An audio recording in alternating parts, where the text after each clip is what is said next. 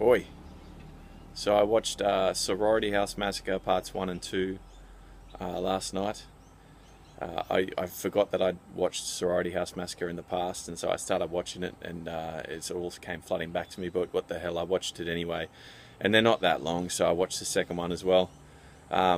These aren't smart 80s slashers by any means, they're pretty dumb fun. That's pretty much all they are.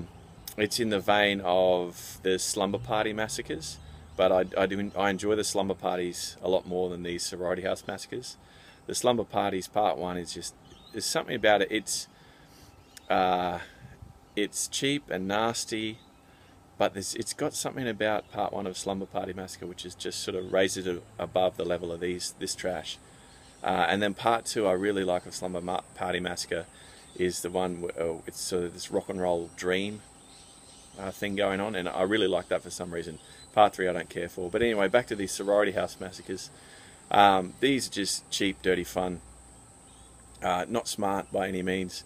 Part 1, a girl basically gets into a sorority, and when she starts walking around the sorority house, she feels like she's been there before. She's getting these flashbacks and stuff. And then you cut to a guy in a mental institution, and he breaks out. So it's basically a Halloween, a really dumb Halloween ripoff.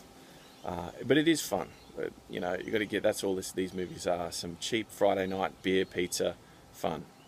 The second one, it's kind of weird. It, for some reason, takes this footage of the killings in Slumber Party Massacre and mashes them together and tells a new story, a new backstory about a killer.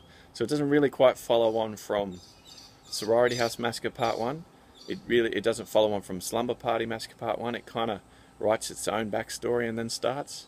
I don't know. It's just as much cheesy fun. Part 1's slightly better than Part 2. There's not much more you can say about these movies. Yeah, get into it. If you've got a few people coming around for beer and pizza, these are the movies you want to watch.